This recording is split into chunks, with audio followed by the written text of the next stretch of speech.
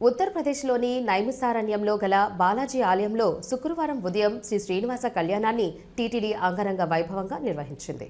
ముందుగా తిరుమల శ్రీవారి ఆలయ ప్రధాన అర్చకులు కృష్ణ శేషాచల దీక్షితుల ఆధ్వర్యంలో అర్చక బృందం శ్రీదేవి భూదేవి సమేత శ్రీ స్వామివార్ల ఉత్సవాలను కళ్యాణ వేదిక వద్దకు తీసుకువచ్చారు. అనంతరం ఉదయం 11 నుంచి 12 గంటల వరకు అర్చకుల వేద మంత్రోచ్చారణలు, మంగళ వాయిద్యాల నడుమ శ్రీ విశ్వక్సేన ఆరాధన, పుణ్యాహవాచనం, కంకణధారణ, అగ్ని ప్రతిష్టాపన, యజమాని సంకల్పం, భక్త సంకల్పం, మహాసంకల్పం, మాంగళ్య పూజ, మంగళసూత్ర ధారణ మొదలైన ఘట్టాలతో శాస్త్రోక్తంగా శ్రీ స్వామి అమ్మవార్ల కళ్యాణాన్ని నిర్వహించారు.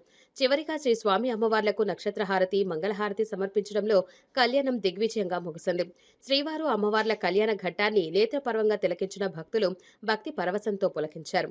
మహాకుంభమేళ సందర్భంగా నైమిసారణ్యంలోని గోమతి నదీ తీరంలో శుక్రవారం టీటీడీ వైభవంగా చక్రస్నానం నిర్వహించింది. ఉదయం 9 నుండి 10 గంటల మధ్య చక్రస్నాన ఘట్టం జరిగింది.